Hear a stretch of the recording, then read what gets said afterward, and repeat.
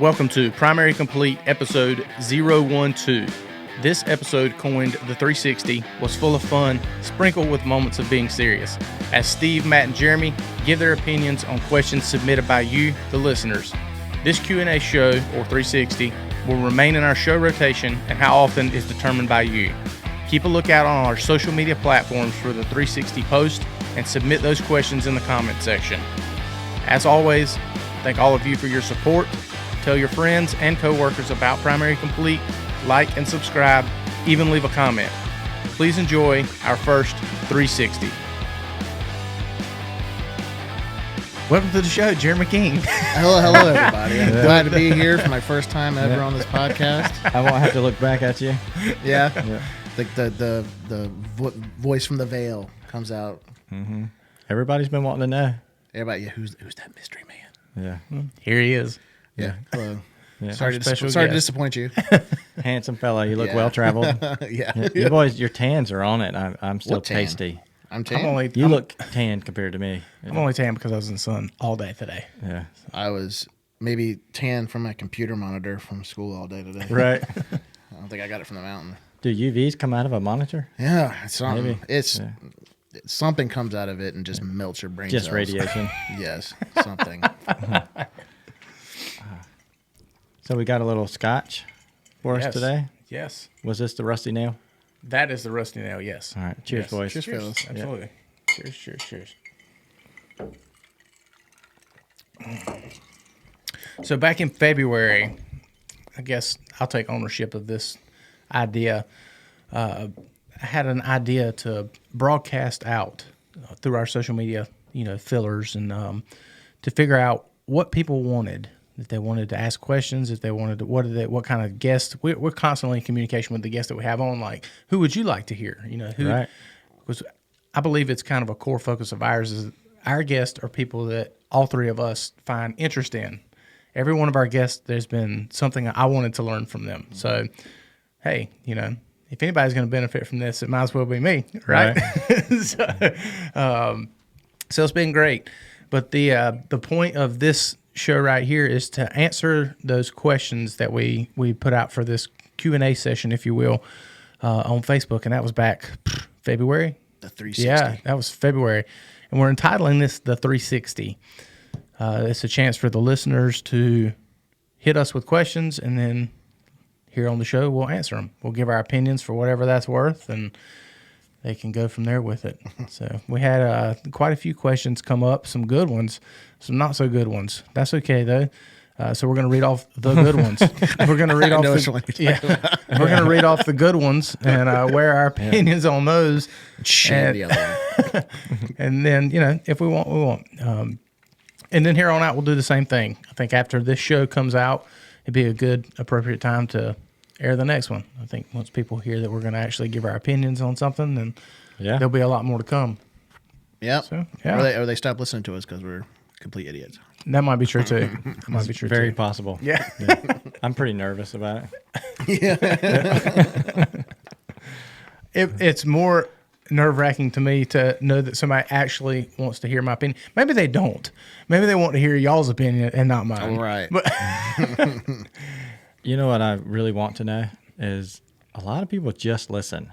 right. So I've been trying to figure out what percentage are watching versus just listening. I put a lot of effort into the video edit, but if I find out it's like 12% that's watching, Maybe it's best you don't know. it might be. Yeah. Yeah.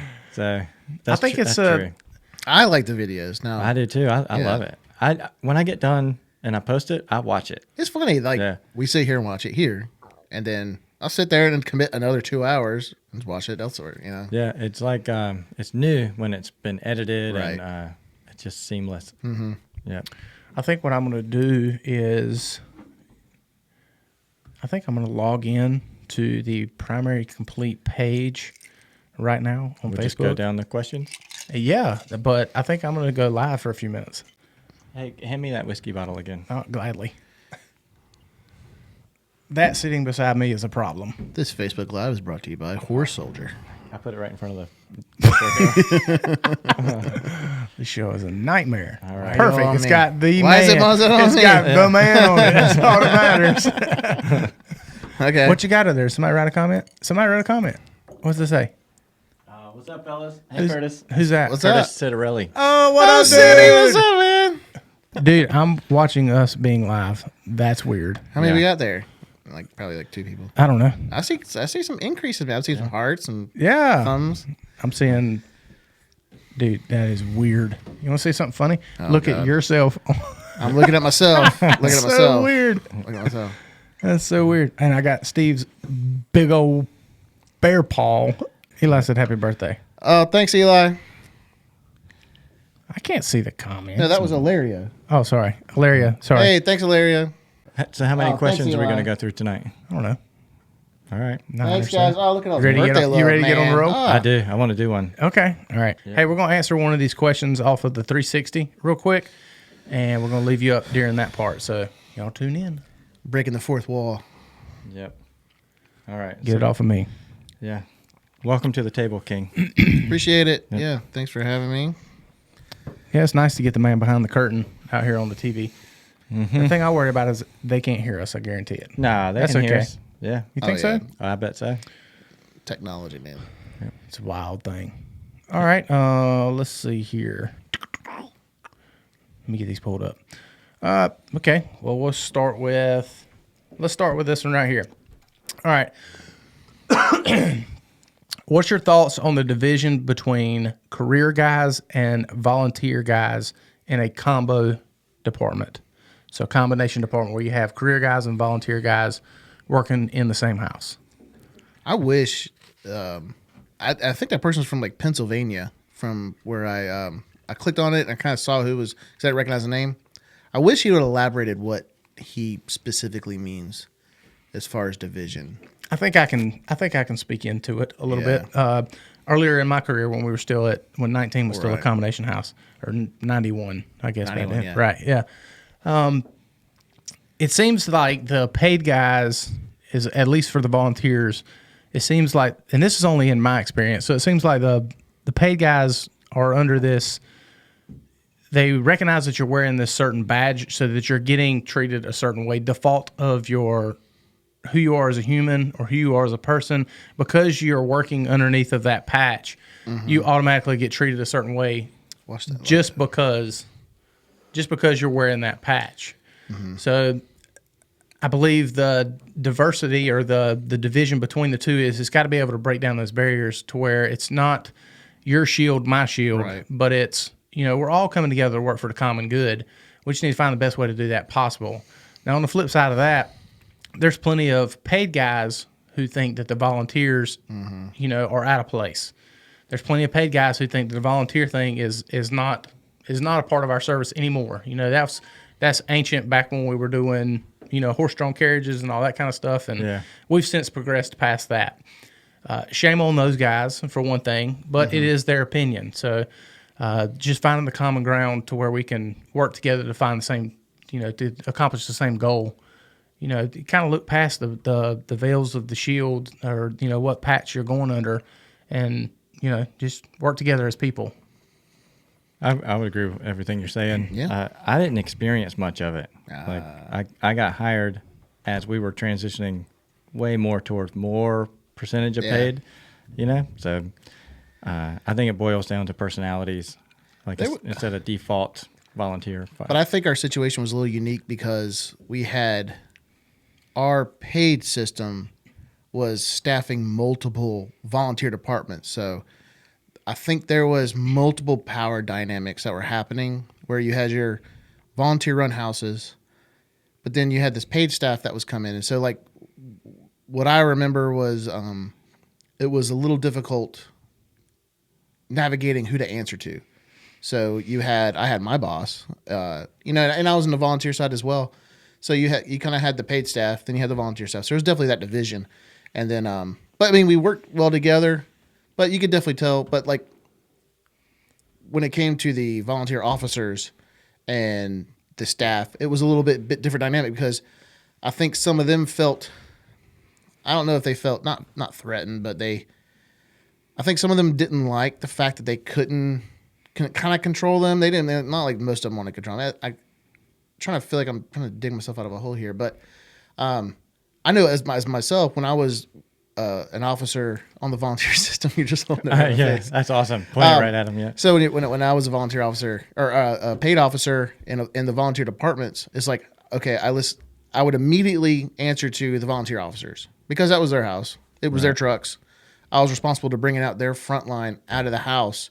That was my responsibility, but I managed my crew. Then I had my boss. I had my battalion chief that I answered to.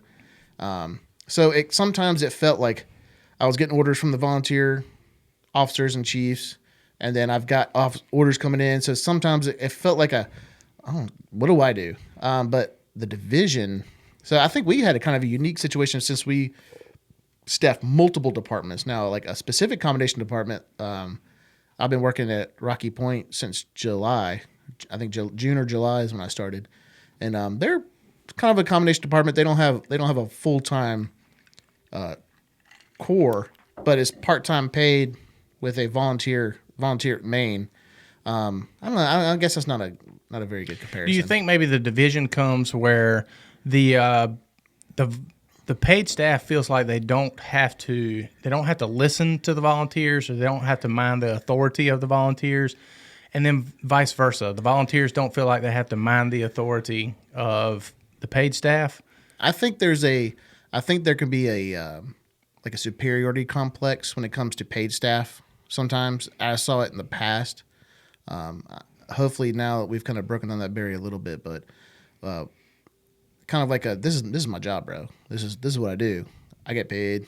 I do this. Stop pretending to do what I do best. Yeah. You go work at this plant. Now you're gonna come to my domain. I pull a hose every day. Sure. This is what I do. I think there can be a little bit of that. I think there's a bit of a divide on like certification wise as well. Like I don't know, kind of like I don't know how to best to compare that. Yeah. That thing I always talk about, the motives. Sure. Yeah. I think since I didn't experience much of the whole large numbers of volunteers and paid staff, the only thing I can look at is if it existed, and I've heard all the stories, the paid guys feeling like they were just a tool, so they could just get bossed around because they were staff, but motives, if everybody's motives are to provide a quality service, then who gives a shit if you're paid or volunteer when the tone goes off and you're all getting on the truck? That's how I think it should be. I don't know if who would agree with that or not, but I wish it was that way. I wish it was just get on the truck. I almost want to say it's a maturity thing of guys who've been in quick, only been in a few years and, that are paid and have this like, oh man, this is what I do every day. And then they see these volunteer guys. But I even saw it with guys that have been around for a long time and it was like, it was coming from both sides. So I don't know it's kind of hard to speak from that divide now since we haven't really experienced that in a while. One divide I've noticed is between personalities. So you get some personalities that are really wanting to sell themselves. Like, look how good I am at this. Look how good I am at that. And then there's the other side, like Captain Bobzine, who's just fucking good, right? And he's never come to me and told me how good he was. Like, so maybe if you're going to fix whatever divide, maybe just quit selling yourself and prove it on the fire ground or prove it in training. But I think what it comes down to is just like, maybe some of the conflict and divide they might see is going in running with other departments and like coming in with different dynamics coming in, and maybe we saw that early on with departments that we interacted with early on. Not to get specific, but there was definitely a superior inferior feeling when it came to interacting with those separate departments, and I think we were guilty of it as well. Dealing with other stuff or dealing with other departments. So I think at the end of the day, you just gotta. I don't know how you get. Just talk. I think us just talking about it might help. But at the end of the day, the certifications are all the same. When it comes down to it, it's just who do you get paid? who do you get paid by? Yeah. And One of my favorite guys is Steve Barnett at Yeah. at 11. Oh, yeah. Yep, volunteer. He's not on the paid staff, Yeah. but I like him a lot. Yeah. highly respected. Yeah, very respected guy. I would say to this particular person, if you were asking the question, obviously you deem it of some kind of importance. So maybe take the first steps. Maybe you need to be the guy to, start this dialogue, start this conversation about, how can we, I'm sensing that there's this division in, the volunteer side and the paid side. What can we do to kind of mesh this? What would you like to see if you're the paid guy?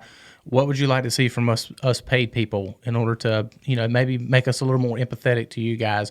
And then vice versa. If you're the volunteer, maybe flip it. What can we do to better serve you paid guys? Communication. Yeah, But probably the biggest thing, if they're having issues with division, is training together. probably. That's probably where the biggest divide Sure. is, and that's where I've seen that in the past. I've seen that kind of with where I'm working at now.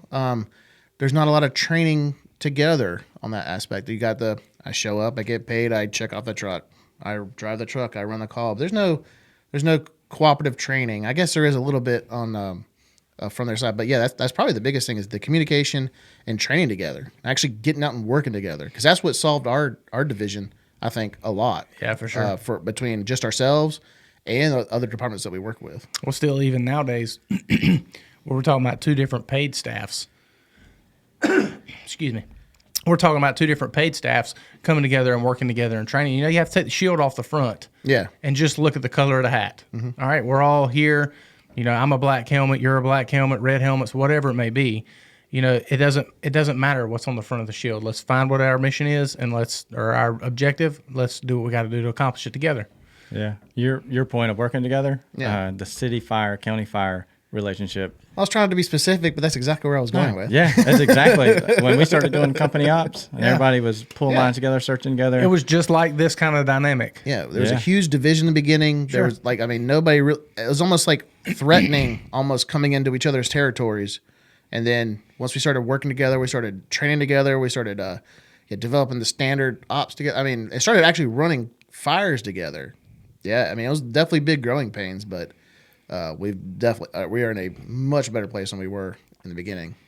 Yeah. Yeah. So I guess my points to take away for this person, if you're got a Post-it note and a pen, if you notice, Why don't you say their name? They posted on the comments. that is true. Yeah, Drew Beckel. All right. I guess that's how you say his name. I hope I'm not butchering that name. And I think he's from Pennsylvania, from what I saw on his Facebook profile. Okay. Yeah, if you're noticing there's a problem, if you're noticing there's an issue between paid staff and volunteers, do what you can to be the glue to start putting that together. The bridge. That's right. Be the bridge. Yeah. Bridge builders, not bridge burners. I like burning a good bridge once in a while. But to honestly say that there's going to be rough road. It's not going to be You're easy gonna meet path. some resistance It's going to be for sure. resistance, Yeah. but if you're persistent and you keep going with it, you'll eventually make some traction. You'll eventually find those people that are with you and actually want to do it for the right reason. Cool. Yeah. Yeah, I'm good with that. Anything else to add on that topic? We're going to move on to the next question. Yeah, let's do it. Give a quick plug right there to that horse soldier. All right. As you're taking that camera in. It's tasty. Yeah. That's a cool story to that particular distiller right there. They got a really neat story. I highly suggest you research it. Horse Soldier Bourbon. Don't Fantastic. leave it on that. I think they got it. We're not getting paid. No, but I made it's it a through super cool Hoffman's little story. promotion. Yeah, it's a super cool story, man. This chair's got to move over. All right. Well, that was a fun one. I didn't think about the city county being a direct relationship. Yeah, it's to a good parallel. A good way to. A divide's a divide, and that's and that's definitely how it was. Who was the volunteer and who was the paid? We were the volunteer. Yeah, I agree. We were the new guys. We were the Yeah. young ones. We had everything to prove. Yeah, I agree with that. We had everything to prove. The city had been established for 120 years by that point. 100 since horses. horses. Since yeah. horses were a thing. Yeah. Yeah, since they got them off the ark.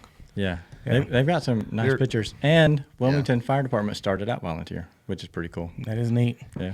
I see all these people just popping up watching. It's gonna be Yeah. distracting. I saw the there was a funny meme the other day. It had these two unicorns. My daughter calls them peenicorns, by the way. Yeah. It's hilarious.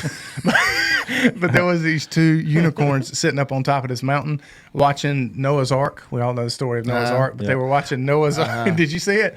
Watching Noah's Ark, and it was getting the water was starting to come up around it, and it showed like the text box of what the penicorns were saying, the unicorns were saying, and it said, "Oh shit, was that today?"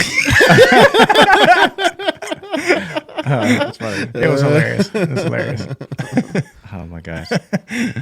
We got some comments there. You can read the comments from there, right? If I stay on there, if I'm trying to read these questions, Oh, that that's I right. can't. 'Cause you're going to, what's that? Yeah. Get your face in there, son. Yeah. Hello. Hello.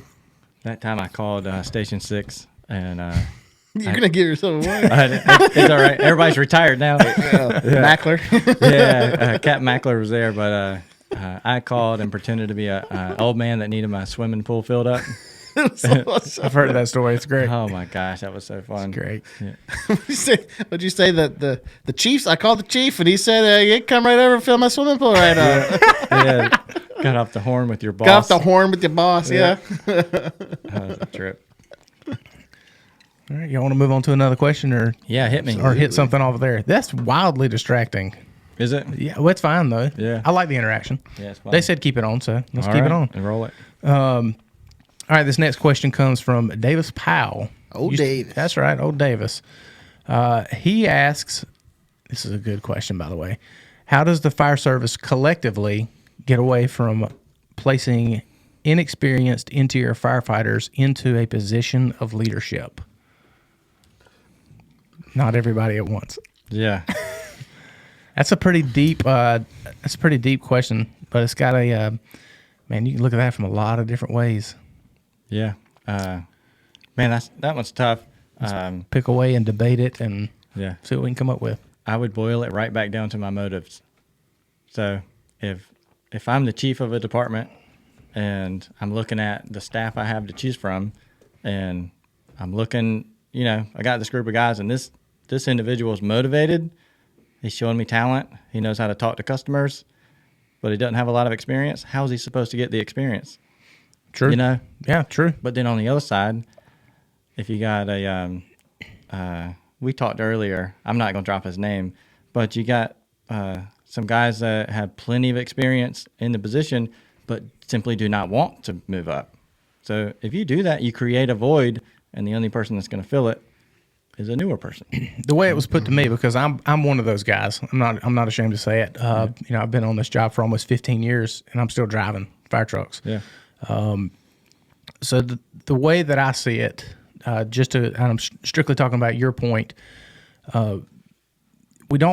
if you're a senior driver who is not making the appropriate steps to move into the captain position, then you lose your right to be able to talk about the people that your department's promoting. Absolutely. Yeah, I agree with that. You can't have your cake and eat it too. If you're not willing to step into that role for whatever, if it's personal reasons or professional reasons or whatever it may be, if you're not willing to step into that role, then you kind of lose all of the ability to be able to say, well, that person's only been serving since breakfast, or whatever the argument may be. That's kind of where I stand on your perspective with that. Yeah. And I find myself guilty of it too sometimes. What do you say to those that are those experienced people that try to move up in those positions but constantly get passed over? What do you say to those individuals? Well, I can't speak for other departments, but I can speak for our department in saying that the review process after a promotional process can go as in detail as you want it to be. So if there's an area of weakness, you can figure out what that is. And therefore, if you're not being promoted based upon that, then you weren't trying to begin with. Right. You're not spending the proper amount of time, studying and doing all this stuff. I just weigh it on my experience. That stuff doesn't work. There's stuff out of the, there's just for the written test, for example, there's stuff on that written test that I hadn't looked at since 2007. It's been a decade ago.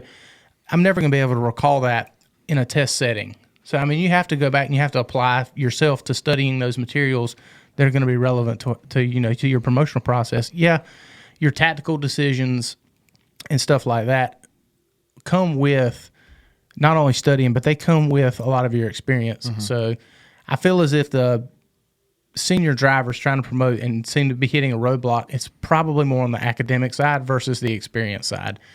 And unfortunately, you it doesn't weigh itself out. You have to be able to apply yourself. And if you know that's a problem for you, then you need to spend extra time studying the academics and maybe less time with the tactics.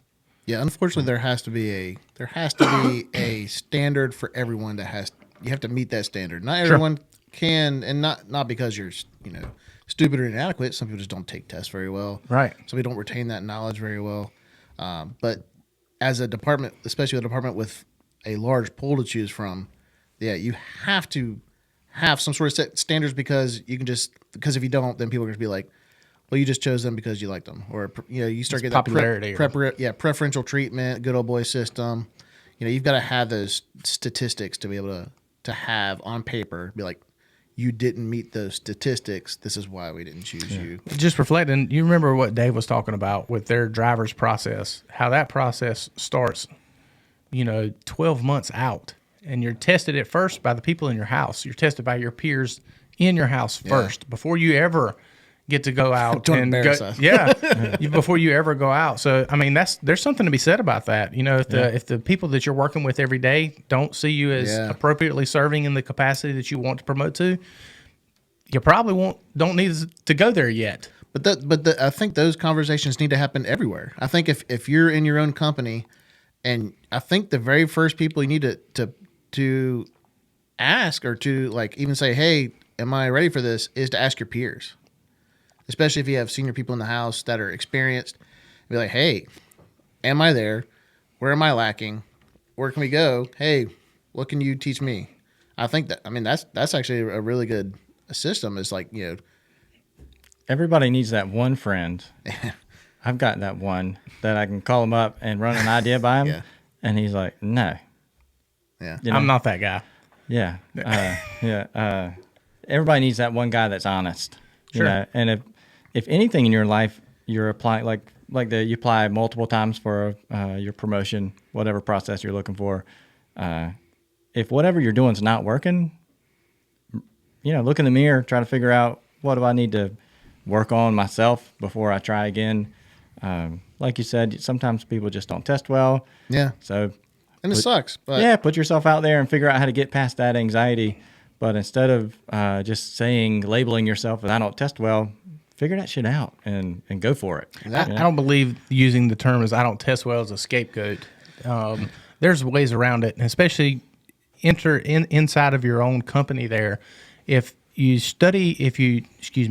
struggle taking written tests, have the guys, pull all the resources together and give you tests. So you guys come up with questions. I've done this in the past, not for myself personally, but I've helped others by doing this. If, a lot of people struggle with the interview part. Yeah. Okay. Mm-hmm. So let me go through all of the other people in my department or in my company itself, and the ones that have ever been promoted to anything, whether it be, fireman to driver, driver to captain, captain to battalion chief, whatever it may be, and ask them if they will to compile questions that they can recall from their past interview, and then sit in front of a panel of your peers, have them interview you on your interview skills. Yep. There's a lot to that. Same thing can be applied. Pull out interview, put in tactics. Pull out tactics, put in written test. These things, these little methods can all be pulled out and substituted for whatever piece of pie that you're struggling with. But just keep hounding that. I don't buy into I just don't take test well. And we make yourself test well. We use that in scouting. We use that with our scouts, getting them ready, because whenever they want to test for their next rank, they have to do a Scoutmaster conference and a board review. And so we'll do these mock Scoutmaster conferences. We'll sit down and we'll do especially before they go for their Eagle. Their Eagle's that top tier. That's they want to get their Eagle. That's the ultimate goal. And we constantly train them. We're constantly doing these mock border reviews. We're constantly doing these mock things for them. And I think that doesn't happen a lot. And I think a lot of people are too uncomfortable to ask, or they're too proud to ask.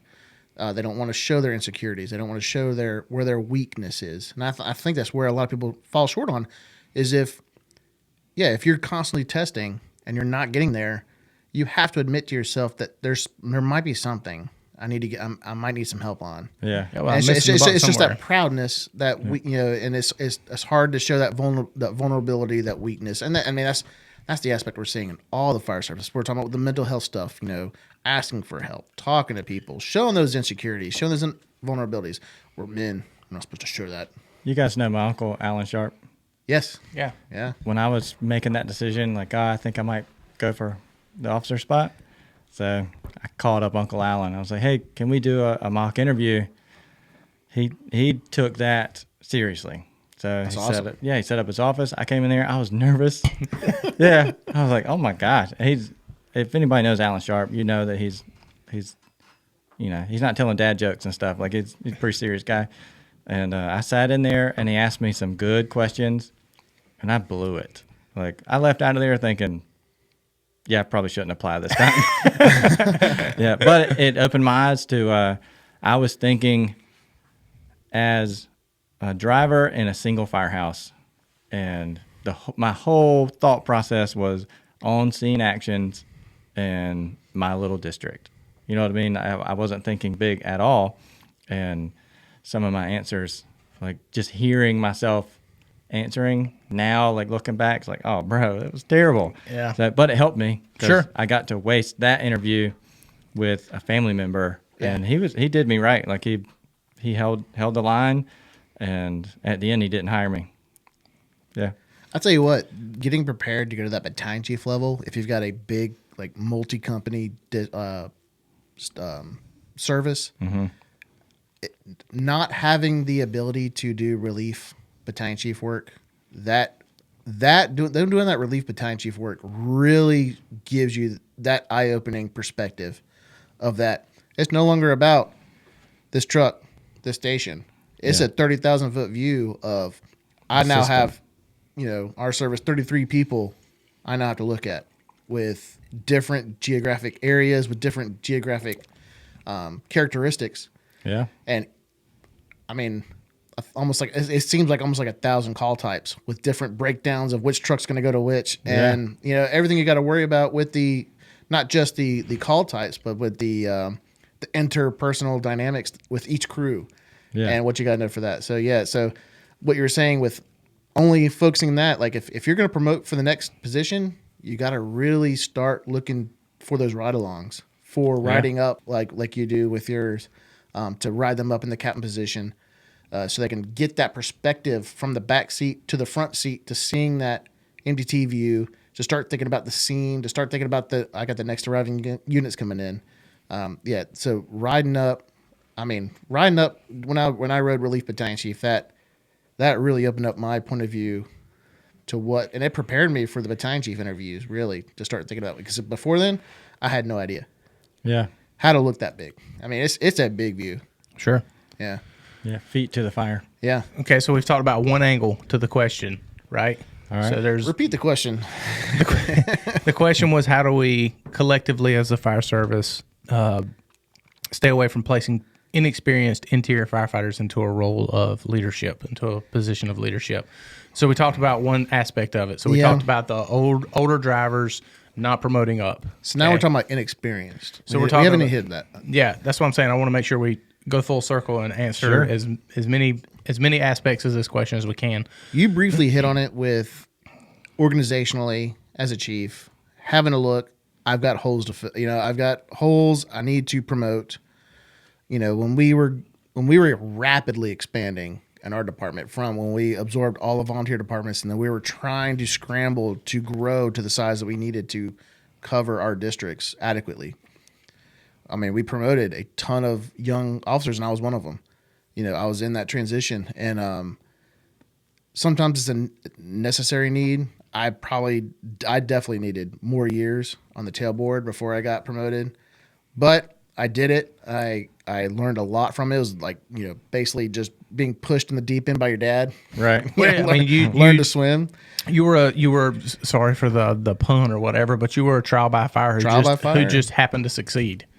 I mean, I you appreciate you that. just happened to Yeah. succeed and come out shining to be, the officer that you are Well, now. I appreciate the So, shining. yeah. I mean, there's a lot to be said, but there's several people, and there's a lot of folks who test we talked about the ones who can't test well. Let's talk about the ones who can test very well. They can game the system very well. I can regurgitate information. I'm not talking about me personally. Wait, Well, did you say that that could test very well, Absolutely. but not necessarily are experienced. There you yes, go. Yes. That's right. I felt like I fit that category. So the ability to test very well, Mm-hmm. regurgitate information, on all the spectrums, to where you come out looking like a superstar at the end, but when the rubber meets the road, Yeah. you can't. You fall short. So what is there any kind of? I have a personal opinion on it, which I'll be glad to say. I think the department, if it's an established department, it's up to them to have an established training path to get to your next rank. So an established training path. So if you're a driver and you want to become captain or whatever your transition from tail step or your back step to driver. So back step to driver, you have, okay, I want to become a driver. So then you have, we have task books. That gives you some sort of roadmap. All right, so I start training towards this. I get checked off on these proficiencies. Same thing for driver or even backstep, or some departments have master firefighters, with the city or whatever. I mean, I think Dave Hibbins was talking about sergeants and sergeants, corporals and all sorts of nonsense. I don't know, but whatever your next step is, there's got to be some sort of roadmap to get you there. And there's certification classes to get you there, but I think it's up to the department to have that roadmap, because certifications are great, but if your certifications give you that general broad overview, and then you have what's custom tailored to fit your department. So if you have those training officers or those officers that can develop those roadmaps to get to that next step and give you that ability to test on it, to learn it. Okay, this is what I need to get to, or this is what I need to learn to get to that next step. I think that's probably going to bridge that divide on your inexperience if it's an established department. Now, if it like us, when we were rapidly expanding, we had to do something. We had to fill those roles. I think we're majority successful. But yeah, I think that's where it's up to the department to provide that training, because sometimes you may have a rapid retirement, a rapid, where you're just going to get those implosions. I've got to fill it. There's got to be people in the seats. There's got to be heat in that seat. We got to get those officers promoted. So you've got to provide that path toward it, and that's just where your training's got to come in. So in that idea, you're putting the responsibility on the department. In our 2 processes ago, this is an example to answer Davis Powell's question. 2 processes ago, I called you and Matt Simmons, and I was like, "Hey, promotion process is coming up. We need you to apply." So this whole how do we avoid getting somebody with lesser experience? Do some recruiting on your own. Like if you're a member of a department and you're not in the administration staff, but you're looking around and you see like Matt Hoffman or Matt Simmons, and you think they would be good at it, talk them into it. Pump them up, because Just ask Nick Buckner how that. Yeah. Anyway. Yeah. I thought Simi would be great in the spot. I thought you'd be great, and both of you were like, "No, I'm not going to do it." Yeah. So, You said that, and I don't just think it's up to the department. I think it's up to the department to buy the roadmap. But it's like you can lead a horse to water, but you can't force the horse to drink. So I think it's a 2-step process. They've got to be willing to accept what you're giving them too. They got to be willing to put in the work and the effort to get there. Yeah. I think if you encourage that responsibility, like, "Hey, our department needs you to step up now and apply for this position." Try to encourage those people that if you think they should go for it, then talk them into it. Some people might just need that. They might just be like, "Man, I'm not equipped for that. That's not my role." Or they like, "I can't do that job." Or, "Hey, man, it's too much responsibility." If they have a mentor or somebody to be able to like, "You can do it. Yeah. It's not that bad." Or, "This is what it looks like." But like having those people that can help them ride up, just shadow that position in order to learn it.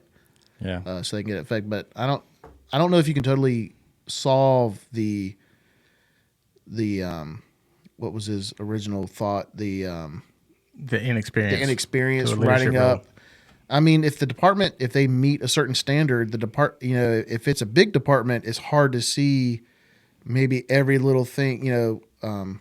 If it's hard for them to know every little aspect of every firefighter. If it's a small department, the chief probably knows, who their second cousin is on the second, who's on everybody in the department. But I don't know that. I think if you can just try to provide all that enough training and experience in order to provide the roadmap for them. That's about all you can do. And if you provide a set parameter for, hey, this meets our goals, I mean, that's about the best you can do. And then provide a support system. And I mean, I think it's then when they're in that role and they're messing up or they're not meeting up to those standards while they're in the role, then it's more like, hey, having those crucial conversations, like we need to figure something out. You know, you're not quite hitting the marks here. Yeah. So we all three in this room have been through promotional processes one way or another. Okay, we know how that goes. Anybody in the fire service knows it's not like you test today, you're promoted, or the decision is made tomorrow. If there is a person of question, say if a name comes across somebody who is making these decisions desk that they don't recognize that name and can perfectly recall a recollection of maybe a reputation, at what point does that collective group as whatever, I don't even know how that part goes, but whoever, chief, at the end of the day, chief is the Pope in all this. He gets the blessing or doesn't get the blessing. So if the name bounces across his desk that he doesn't automatically resonate with, oh, well, that person, you know, they've been here for 15 years. I know them personally. I know them professionally, whatever. I believe a lot of this could be solved if the chief would go to the other people that work with them and gather his own information. If it's a driver promoting to captain, go talk to the captain currently and go talk to the back step currently and say, hey, you know, it's no secret to you. Matt Hoffman went out through the promotional process. We're considering him. What are your thoughts on him? Do you think he could serve this department well, you know, taking your job or serving as captain on a different company? And same with the back step. Would you trust this person being your officer? And then weigh the people who spent, you know, whether it's 6 months, whether it's 1 year, whether it's 15 years, whatever. Yeah. Take their opinion. For one, it puts input from your people in your department. So there's a little bit of ownership with that. That, you know, the people that I work with, I possibly, even the lowest man on the totem pole, I may possibly affect this person's life one day, you know, in a promotional way or a professional way or whatever it may be.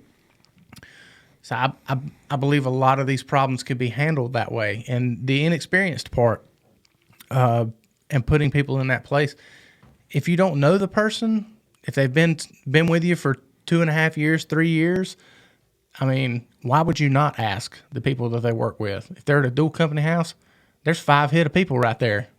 They're going to give you an honest opinion, I promise. Yeah. So why not ask them? Have you ever seen that TED Talk on the, he was talking about how the Navy SEALs pick their members. So on one side of the graph, you got the how much you can trust that person. Right. And then on the bottom part of the graph, how they perform. Right. And that if a person's got less experience, but you can trust them, That's right. and they're performing, I don't care how much experience you got. If I can depend on you and you can do your job, then I'm not going to count the years. I get wanting experienced people.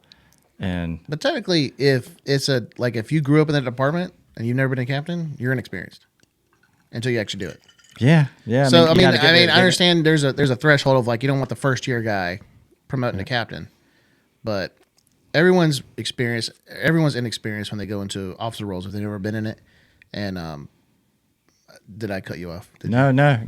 Carry on. Yeah. So I think that's a very good valid point you said about having those who's going to make those decisions to kind of do some digging on their own.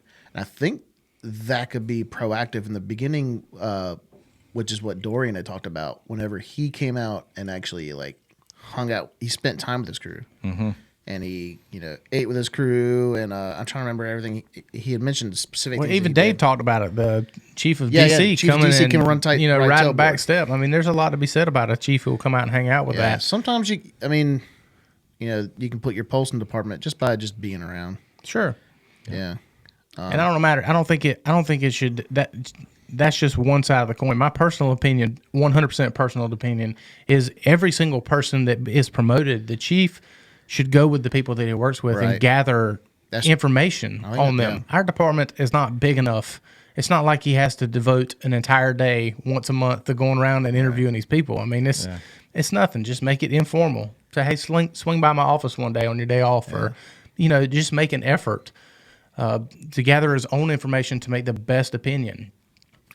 I mean, if he shines on a test, and then you have consecutively people saying that he struggles in this area, or maybe I think he's a good guy. However, this kind of thing where there's any kind of inclination of doubt, there's something to be said about that. One, not only is it just those people that he works with, but you can take that community of people that he works with and imagine how that ripples out through the whole department. So if he's not well received within in-house, how do you think he's looked at collectively through a whole department? And as a chief, is that what you want sitting in that step or sliding into that role? I think it's definitely a piece of the pie. Now, you can't always. Some people just don't like people; they don't mesh well. But Of course. But I mean, if they can take that with everything else, I think that's a very good thing to do, is to go out and get that kind of pulse check with the people they work with closely, especially if you're not familiar with them. Yeah, if you're in a very big department, Right? Yeah. I mean, if you're somewhere like empty and it's wide, impossible for the chief to know 15,000 people. yeah, but Right. even those big giant departments like that, it's still most of the promotional processes are done like in house and stuff like that anyway. So it's already such decentralized on the command structure that the main chief is not dealing with that. It's very kind of interesting stuff. that and I don't remember that specific piece of Dave Hibben's story, but they have to test in house first. That's very interesting. I like that. Yeah, there's a lot. I mean, it's the people you work with. Yeah, I mean, if They're their the opinions best judge. don't count for anything, I mean, where are you weighing it on? But I mean, there's got to be some. I mean, some people just don't like people. That's fine, You but could just not be liked in your house, and they just sabotage you. So Well, that's a tangent we can go that's a on. tangent, I think if you don't like somebody without being able to explain Right. reasonable reasons Motive. why you don't Yeah. like them, then your opinion is void anyway. In Right. my opinion, you're Yeah. just being. There's you're some just being people I don't conflicting. like personally, but Yeah. I'll trust them with my life on a Stop fire. talking about me like that. I love you, brother. I love you, man. To answer Davis Powell, I think if anybody was presented with information and you got a candidate with 15 years of experience and you got one with 3 years of experience, anybody would say, oh, yeah, I bet the 15-year guy would be better. But they may not. But they might not. They may not. Yeah, that's why the interview process is there Yeah. to see if this person is a low performer, high performer, low trust, high trust, a complete dirtbag, or the greatest guy. So And built in with the product with the policy on promotion is at that very last caveat is at the discretion of the fire chief. There you go. yeah, Yeah, I you gotta agree with meet the certain interview panel. you gotta meet certain standards to get to that point. But yeah, at the end of the day, he's got to go. It's still he or his she- blessing. Yeah, he or she they have to go with their gut or Sure. what Yeah. the information, all the info. And I would hope that they would take all the information collectively Yep. and make that best decision. For the record, I've run many calls with Davis Powell, some tough ones. Yeah. And that dude does work. He does not play. Yeah. Yeah. Do we need to take a break, or you want to hop right into I the need next to one? go. I need to go to the bathroom. All right. This is fun. It is is fun. fun. Yeah. We might have to do this more often. All right, let's see. Oh, young Batson. This is a good question. Peter. Pete Batson. Oh, Pete Oh, yeah, Batson. Peter. All right, we'll roll this because Tanner's question was right under it. I think you It was could kind of in lump response. those. Yeah, you can kind of lump them. So I'll try my best to kind of paraphrase this and make it one big question, and we can hit on it. All right, the question is, how do you revive unmotivated coworkers to once again take pride in the job they perform? And then Tanner tagged along with that. Well, how do you tag that along with leadership and training proficiency of the job? I think the first step is, if you identify this, is to have communication, is to have those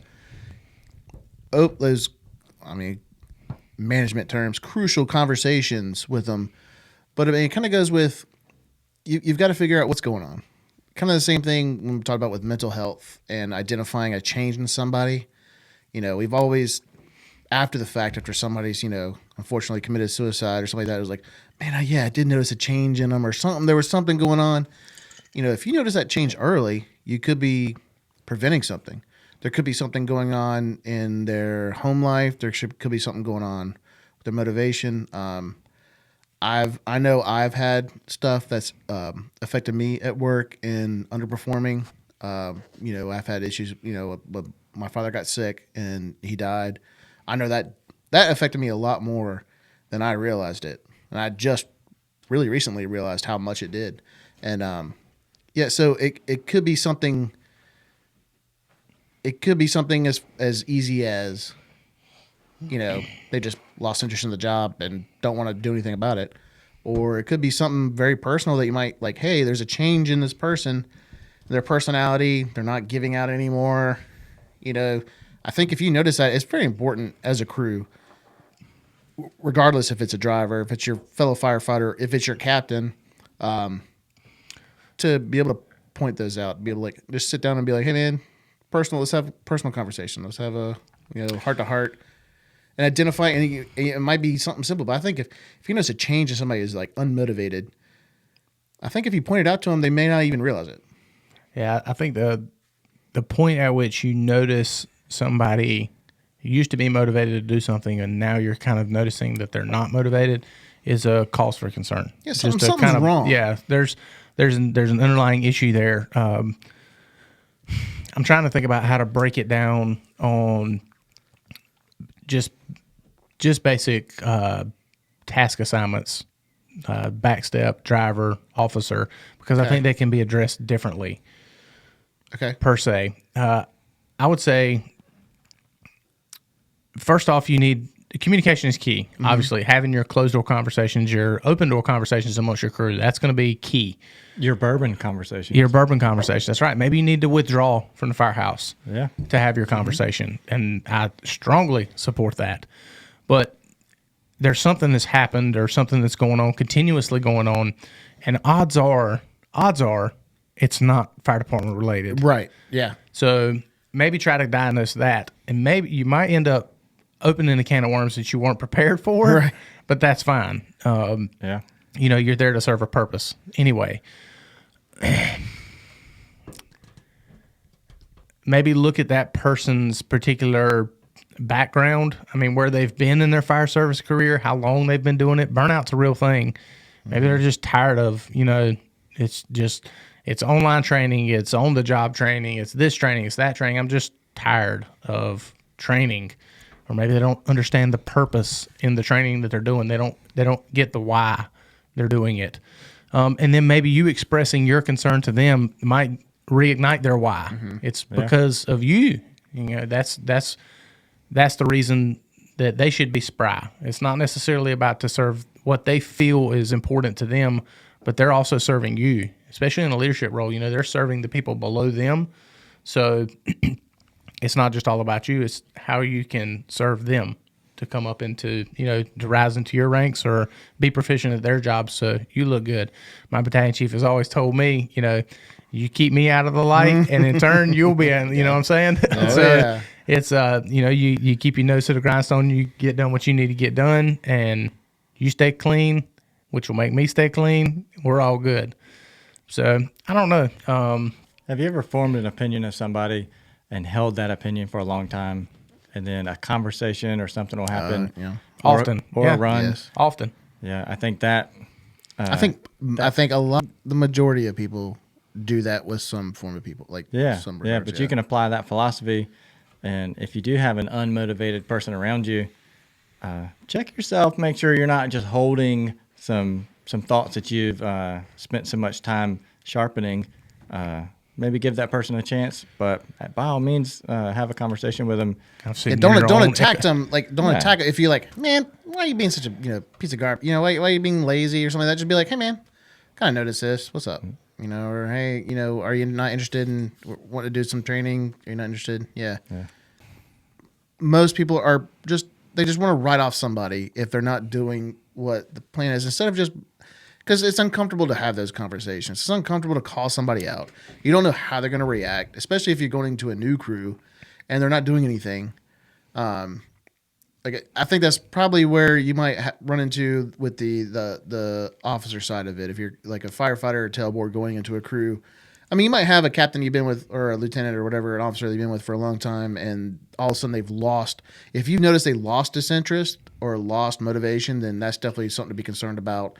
And you need to be able to, you need to have those open door policies to be able to, if you can't talk to them, then you might need to step above them and bring their boss into it. If it's a like a concern for performance, but you've got to, or you might know somebody on your crew that does have that relationship with the officer that can step in and have that and talk to them about it and maybe try to do a joint effort to bring them into it.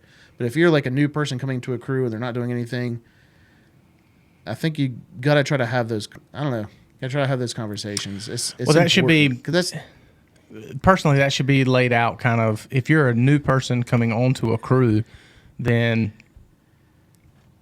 it should be within the first hour or 2 hours of your shift should be Expectation meeting. a level of expectations Yes. that your officer or your backstep or what, there should be a level of expectations, a standard, if you will, to hold.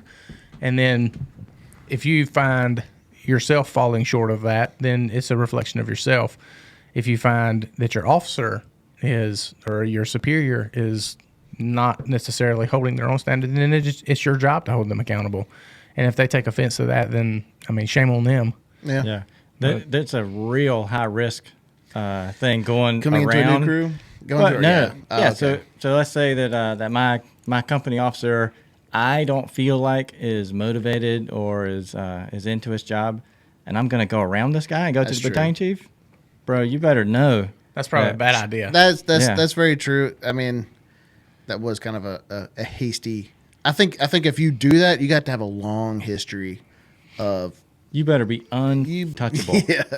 My thing is that can't even be a pathway if you do not have the ability to back up the fact that you have confronted that person You need to one-on-one confront the yourself. person, That's yes. right. Now, if you've confronted that person one-on-one and Yeah. the expectations are still being failed to be being met, and then you go around them, then their boss is not gonna be viewed the same. I think that's where my head was. Yeah, I guarantee you, if you go above somebody else, if you go above your superior to their superior without that conversation taking place down below, the interest is immediately going to be flipped, and they're going to stop hearing what you have to say about that person, and they're going to want to know why you haven't It taken goes that back to what we were necessary talking step. about. Yeah, Very first thing. yeah. I think that's a bad idea. I think a new firefighter can easily fall into that, like, oh, you should be doing this and this and Sure. that. So Sure. you get hired on and you're, a year in, and then you get this company officer that you think isn't doing all the things you should be doing. I'd check yourself and slow down Yeah. a little bit. That's where you didn't have those conversations, maybe with somebody low level next to you. Well, even Yeah. a driver, being promoted from backstep to driver, whereas you view, just like you said, you think your captain's expectations are going to be here, and their training tempo or whatever is going to be so high standard because you just went through this giant onboarding process, getting all your driver operator stuff. Train, do this, proactive. You got people like me shouting about your truck checks and all this kind of stuff, and then you get into a house and it's just not like that. Yeah, you should probably check yourself. I think it's just very important for crews that are together 24 hours a day, even if they're like on some sort of weird swing shift because they're a huge like busy department.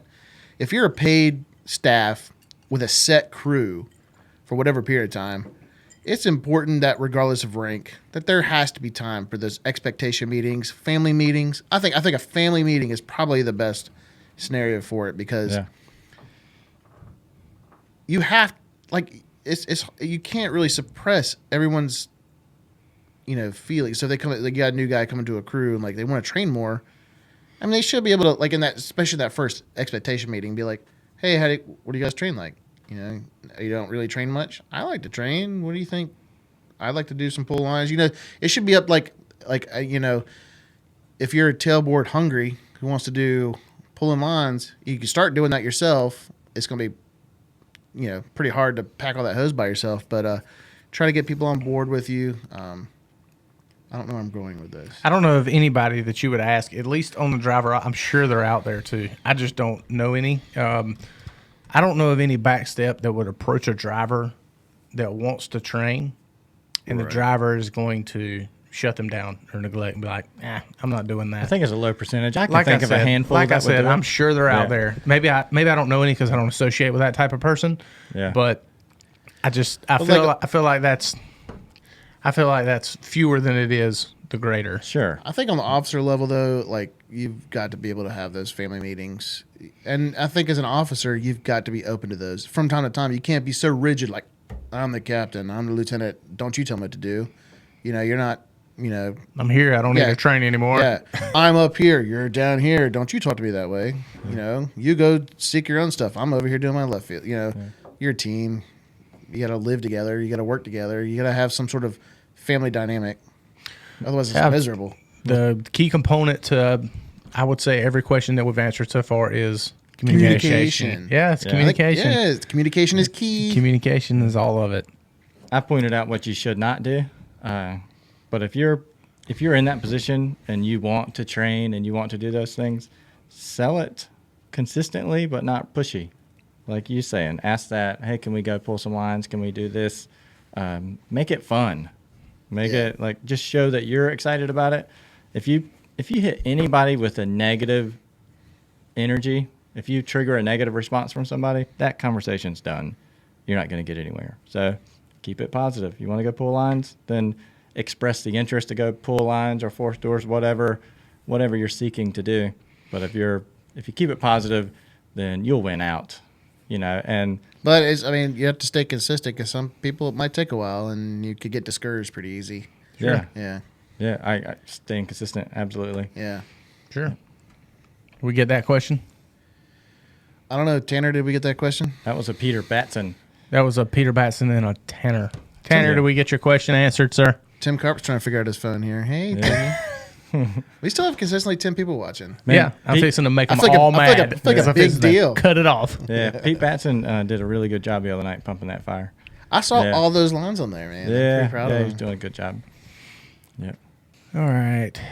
Oh, Peter Gallardo. Let's see. I answered your question, brother. Eli Valencia answered your question, I think, better than any of us could compile all together. So I'm going to refer you to episode 005 with Eli. He talked was a good extensively. show. He Good talked show. extensively about your particular question, which Yeah. is, Yeah, go ahead and say it. yeah, what are some traits you like to see new recruits before they begin in the fire service? Are there common traits you see in good firefighters, in quotations, as opposed to ones who didn't excel at the job? And like I said, I will refer you, as I think collectively, we would all refer you, just go listen to episode Motivation. 005. Just motivation's the biggest thing. Yeah. Motivated to do the job, or is it for a paycheck, or is it because you actually have a passion for it? Yeah. yeah, And so- it's like a million different things in between then. Yeah. So episode 005 with Eli, like I said, he goes, it's probably a good 45 minutes, hour or so into his show before he gets into that kind of stuff. But yeah, I can't say it any better than he did. So I'll leave that at that. Shout out Eli. Shout out Eli. Rescue 2 in the house. All Really right. did good work. They're my heroes. They are. All right. So we got time for one more question. What do you think? Yeah. You got time for one more? Yep. Bring it up. Perfect.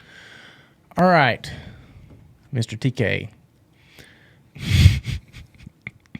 All right. What should/could departments do to allow newly promoted, whether it be engineer or captain, develop and gain experience rather than shove them in an empty hole on their or is it really an answer? Do I need to read it again? It's kind of complicated how you put it. I know exactly what he's saying, but let me read it a little bit better. What could departments do to allow newly promoted people, engineers or captains, to develop and gain experience rather than shove them in a slow house? Or is there really an answer to that question? Man, that's one of those you can argue both sides of it. Sure. Yeah. Which side do y'all want to start on? Let's start on. I want to start on the side that I feel that he is coming from. Okay. I want to address his feelings first, and then I want to offer new perspective on it. Okay. All right. Yeah, I disagree with it. It sucks. Yeah, getting promoted and then Yeah. running 0 calls. We just talked about it in the last question about being, promoted, being eager, ready to do this, ready to do that. Yeah. Hey, I just got promoted to driver. I just got promoted to captain. I'm eager. I want to do my job. I want to let my light shine, all this good stuff. And I got shoved in a slow house where I never get to do any of that. It's just with no foreseeable advance in the future, without any clear path of a way out. Yeah, it's awful. Absolutely awful. Yeah. I can see where the outlook would be bleak. Like you're like, oh, I'm stuck here. But attrition happens. It You know, does. people are retiring. The wild card happens once in a while, and there's spots come available. But it's not uncommon for him to have that kind of mentality, or somebody to have the mentality like that, where it's like, man, he just stuck me out here. It's slow. It's hard to have that forward progression, especially when it's hard to see that end in sight. Yeah. I think anybody, like I mentioned earlier, if you put it on paper, sure, you got a new person, you want them to get experience, so you put them somewhere they can gain experience. Right. But Because you got to kick somebody out of that spot. yeah, that's you're currently going to there. unearth somebody. So it's one of Yeah. those. It's I can see both sides of the fence. It's frustrating, but like we talked about at dinner, I was kind of this question. It's a good one to talk about, Right. because you can equally argue both sides. And I mentioned at dinner, if you put in your time and you've got a spot at a busy house because you want to run, You're in that spot. yeah. So then you're just gonna get unearthed because somebody needs experience. So it's easy to argue both sides.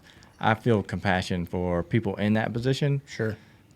All they have to do is wait it out, and then they'll find their good spots. I look at it. I look at it like this: each day that you're in that slow house is another day on the another day on the seniority scale for you. Yeah.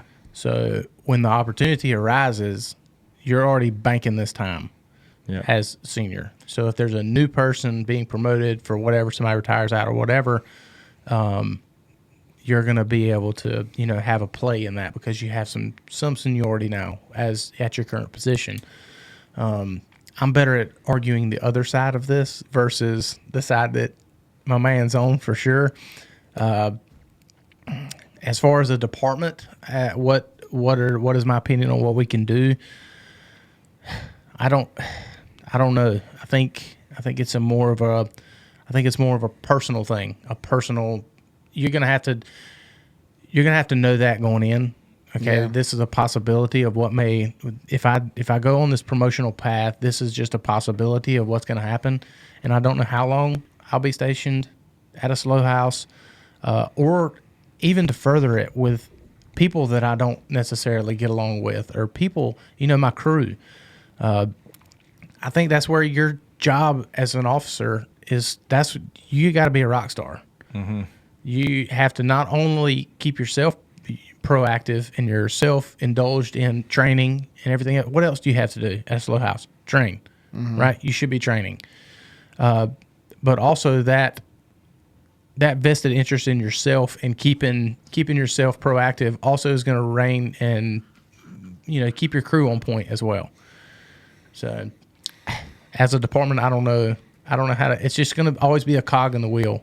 As far as I don't see any way out of it. I know, because if you look at the department standpoint, Well, that's what he asked was if you're what should so you got departments- somebody in that position, then another position comes up, like somebody either leaves, they get promoted, they get demoted, whatever it is. Like at a good station, there's gonna be a fight to get that spot, especially from that station that's not as busy, that's not as desirable.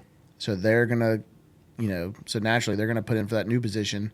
The new guy is unfortunately going to be promoted into that old spot. I don't know, unless you stop completely the bidding process for assignments and the department just says, nope, I'm just going to decide that you're going to go here because you're more experienced and I want the less experienced person to go here.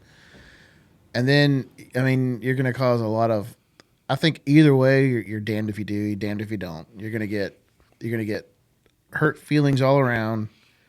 But we have a county to serve. We have stations within that county to fill the needs of the county we serve. Some of them aren't as glamorous or as exciting as others.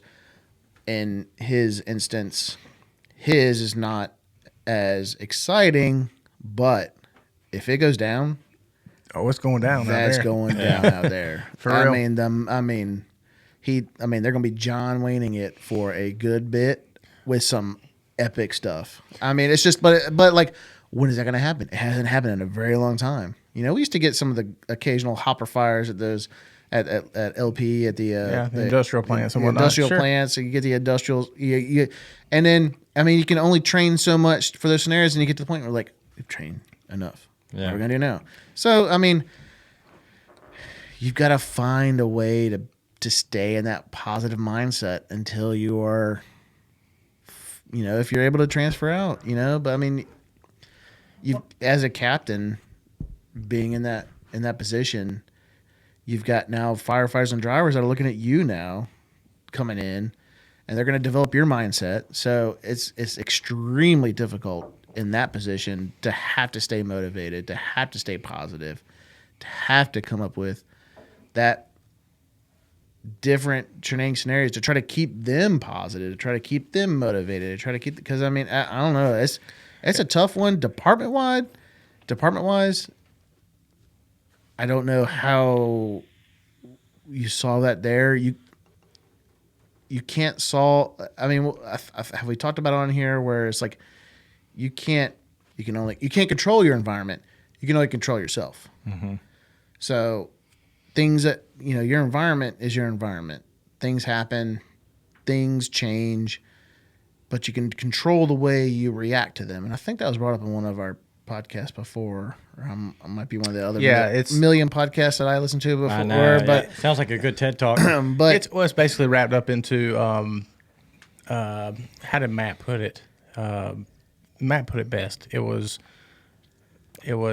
respond versus react. It was respond and react. You can react to your environment, which is going to be emotionally attached to it and everything else, or you can just respond to you, how you control your own actions. And I'm not going to sit here and say that's easy. It's not easy. It's not easy. And Oh my God. and I don't blame them for that question. I understand the question. I understand what's behind it. It can suck to a certain extent, but there's only so much you can do about it. There's only so much you can do about, you get promoted, you've got to go where they tell you to go. You've got to, and a lot of the times, and I can't speak for other departments, but I can speak for ours. A lot of times that is, if there's a hole, and it's if it's a desirable position, a desirable house, a desirable truck, you're going to have competition for that desirable position, and a lot of times people are going to leave lesser desirable positions, and you got to make the best of that situation. You got to bide your time. Mm-hmm. You come in that, you're brand new to it, and it may take years to get out of it because you might have captains that, when you start moving up, you'll notice that there's a bottleneck. Yeah. Eventually, there's only so many positions to get to the top, and it generally stops at the captain's level. Is the widest neck. You got the. Well, I mean, I guess the widest neck is probably the drivers. You got the firefighters, the drivers, then you got a little bit more closer to the top. You got captains, and then at the very top, you got battalion chiefs, and it's a very narrowing process to get from captain to battalion chief, and then from there, I mean, it can be wacky going from admin, fire marshal division, or but to get the chief, I mean, it's that cork. At the very top, there's one person there. You might have one division chief to get there. You might have 3 division chiefs or 5 division chiefs, but I mean, you want to promote. That's kind of the way you got to go. And Our industry is unique in that there's not just right and wrong answers. right, oh god, a lot of agree. Yeah. So, an example, we can all agree that if you're newly promoted, you want to be in a busy house, but it's just not feasible for everybody to get the busy house in every district or in every department. And I can sit there and say, straight out the gate, we have been very fortunate to have been in those positions, to have really desirable. So people might I come at know. us and say, "Well, you've not been in that position." Yeah. We That's have why I'm been- saying there's no have clear been- right and wrong. But Right. we've had to bide our time in other positions. So yeah. Yeah. Another place where that right and wrong, just to kind of give an illustration, recently on a structure fire, we transitioned from offensive to defensive. It was a safety decision, right? So if we had left it in offensive, the on-scene time would have been maybe another 30 minutes to get all the hot spots out, clean up. So an hour left on scene. But safety was a concern, so we went defensive. We were on scene another 4 hours. Right? So you made this decision that made it safe, but did you really make it from dangerous to safe, or did you just make it from this kind of dangerous to this kind of dangerous? You know, so this industry is eat up with decisions that aren't just yes and no. It's you got to weigh out this side and that side. So I hate it that people get stuck in these slow assignments, but they'll put in a little time and then they'll get the better assignment. And you got to be careful about trying to legislate for change, because then about the time you get to that good spot, they're like, oh no, we're giving these good spots to the new people. Yeah, I understand exactly where he's coming from, and it sucks. And Yeah. being in, I had to ride when I first got promoted, I went to a slow house. I went to 19, and but I had a really good driver. I had Head. He's, a wealth of experience coming from him. He taught me quite a bit, and then I didn't have to. I only rode a couple of years, and I went to, or not a couple of years. I'm sorry, a couple of months, and then I went to 18 and rode there for a long time. I got a ton of experience through that. That's a good point. Not everybody wants the busy houses. No, I was waiting for the opportunity to inject that Sure. into the conversation. What point do you think that there should be some type of departmental survey to see? I mean, the fact that we're putting new staff into slow houses might be the fault of our own. But- Maybe there's enough people that want to fill that role in a slow house that shouldn't even be an issue. right. But I think our department provides that. I think a little bit with the interest process. Like, hey, are you interested? And I think, you know what? That I don't think there actually has to be any policy in place. If you want to go to a smaller house, I think it's up to that individual to let your supervisor know. Whoever is going to be like the battalion chief, if you're a driver, you want to move to a different house, let your captain know. Hey, I think I'd like to go there, so I want to put my interest in. I think there should be something in place within these departments, and I think it is in ours, to where if you want to have that interest, put your name out there to whoever is going to be the decision factor. Move it up your tree. Like, hey, I want to be on the next availability to move to Whatever. Right. I want to move to that slow house. I've often thought, as our department as a whole, just because we're how many employees now, 100 some, whatever it may be. Yeah, 100, close to 120. I've often wondered, just given my past experience with surveys, even if you get a 75% return on your survey for participants, if you put out a department-wide survey on where every person would like to be, I would love to know the interest of what those stations look like, what that looked like. I bet it would be overwhelmingly surprising Yeah. if you had a way to earmark the names with the station that they would want to be at. I think it would be overwhelming. I think a lot of these questions would be answered if you would. I mean, other than if there's a personnel conflict or something like that, who would not benefit from being where they want to be? If I may, you mentioned if people could be where they would want to be. Yeah. That does weigh a certain amount, but are they good for that spot? That's definitely something to, Yeah. Absolutely. Yeah. Yeah, you don't want to just move somebody on a truck just because they want to be. geographically want to be Yeah. in that district. Yeah. Yeah. they Well, might it not makes be fit sense. for it, Yeah. or I mean, there's all rescue, kinds of, like I said, just that opinion as where they would want to be collectively would be, I think it would be surprising. Yeah. It'd definitely be a good ingredient to put in the stew. I just think it'd be surprising. Yeah. I think your slower houses and stuff like that. I mean, we have some folks in our department, and I'm absolutely positive this is every department, that they just have that don't they're fine with moving to a slower house. They can perform their tasks that they need to do. They can keep up with their training standards. They can keep up with the needs of the department, and they're totally fine with having a slow ops tempo. Mm-hmm. They're totally fine with that. They don't have to be busy. They don't have to. I mean, and they're cool with it. Yeah. Now, we talked about moving up and what the process is of moving up. What are your thoughts on moving laterally to a specialty piece? What do you think the process should be for moving to a lateral specialty? Now, this could be a caveat because you put out a department-wide survey. I want to be at 18. We'll say in our department, 18, Monkey Junction, where there's an engine and a truck. Okay. Well, the only opening we can move you to is to a truck. So if we start moving people geographically, I'm gonna throw this person on a truck on truck 18 because they want to be at 18, maybe because they live there or they live close by. It's closer than 13, than Castlehane.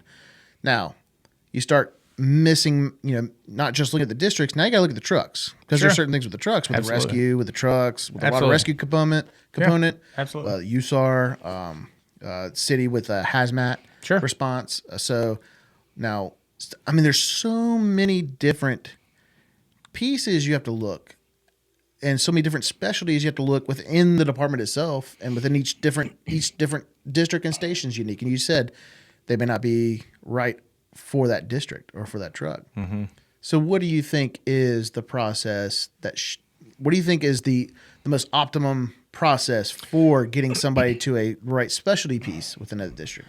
Well, I believe on any specialty apparatus, and just to coin the phrase specialty apparatus in our industry is rescues and trucks. Anything outside of firefighting, hose line work. There definitely has to be a set of standards. And then if you can meet, and that could be on a training level, and that could be on a performance. There needs to be some kind of performance-based training in order to qualify you and all the other candidates that want to be on a specialty apparatus. But I'm going to mirror and totally fall back on what Eli said here. It has to come down to the folks that are on it already and what they think. Intercompany recruitment. You know what I'm saying? Now that also falls into preferential treatment. They like you. They like you, so they can recruit you. But that's somebody who might be more qualified than that. I understand that, but there's a qualification component to it, and there's also an intercompany dynamic that has to be a part of it as well. So I don't think that one outweighs the other. You can be qualified all day long. If I can't hold a conversation with you and I can't relate with you on personal levels, the 99% of our job, then your credentials don't mean anything to me. So I wanted to raise my hand so bad for this one, but please finish. Yeah. We'll go to you next, Mr. Strader. Yeah. So, that's fine. You can take it. I'll gladly step down. No. Please don't consider it that way. My mouth's going to get me in trouble. Now, please don't think that I think you're wrong. I just want to hear your opinions on it. Yeah. No, they that somebody puts in and then they're not part of the good old boy clique or that mentality. But I agree with you. It's got to be a controlled within. Mm-hmm. There's risk.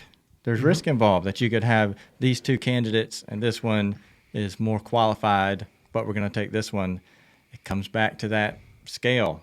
So if the department sees you're the captain of Rescue Company 1, whatever, and they trust you to build the best team for that apparatus, then they trust you for that. Mm-hmm. So it's up to you to get those the highest performing, highest trust individuals in the spot. And if you violate that, then that's going to show up in the performance, and then your administration is going to remove you from that spot. So the honor toward the department or toward the fire service would be the balancing, what's the word? The honor is probably the one. I think there's one more word I'm looking for, but if you only do it qualifications, paperwork, paper champions. It's just like it's just like Davis's question with promoting inexperienced folks. It's the exact same thing. Yeah. So you're talking about a lateral movement to a specialty company, not from engine to engine, but to a specialty apparatus. I think the person should express interest, and that interest should then fall on the company that they're wanting to be a part of, and then they get to vet them. Yeah. I got an example of a guy. I've mentioned him multiple times. Remember our old Rescue 18 days?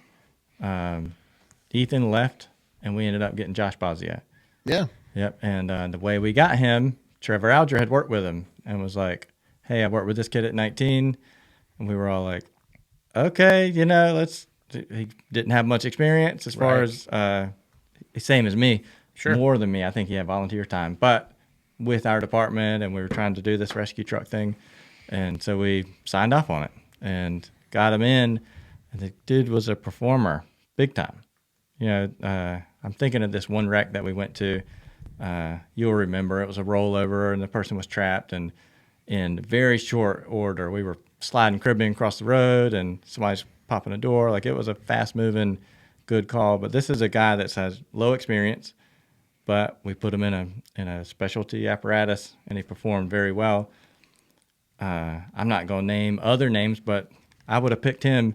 Knowing all that, I'd have picked him over a bunch of higher experience names. Right. So I'll go back to what Buckner said a long time ago when we even had the discussion about I know where I was going. Yeah. the discussion about how do we recruit people for these specialty apparatus, and it was simple. He said, "How many people is on an aircraft carrier?" And I said, "I don't know, Hundreds. thousands. Yeah. There's thousands of people on an aircraft carrier." He said, "How many cooks fly fighter jets?" And I said, "None." He said, "You think they're not qualified or couldn't be learned to do that?" And I said, maybe they can, maybe they can't. He said, "But they're not flying." there's no perfect answer for it. There's no. But no. there's some point. None of these have perfect answers to them. Yeah. I think that's I think what's kind of cool about these 360 shows is folks a lot of time, just from what I've read, and I haven't studied into the questions too terribly much, but they're very experience based. It's what, somebody asks you a question, what's the greatest thing about the fire department? You're going to tell them what's the greatest thing about the fire department that pops in your brain right now, not what happened 5 years ago or 10 years ago. It's going to be right now. Mm-hmm. So a lot of these questions that are coming about are questions that they have right now. And sometimes the answer is not right now. It's a broad thing. And I think it's fun to bring both sides of perspective. We got three completely opposing personalities in here when it comes to job stuff. Yeah. Makes for a I fun think there's conversation. I think there's a lot of value in that. Yeah. So, Yeah. Please continue to ask us these questions, and we'll post some more and try to get some more. But we'll have more of these. But yeah. yeah, I'm gonna post a new 360 thing like directly after We this do show these airs. Quite every once in a while. Yeah, when this show airs, I'm thinking probably once a month. Yeah. I bet we end up Based getting on- more and more and more. Of Yeah. course. we Yes. will. No question is too dumb. There's only stupid people, not stupid questions. That's right.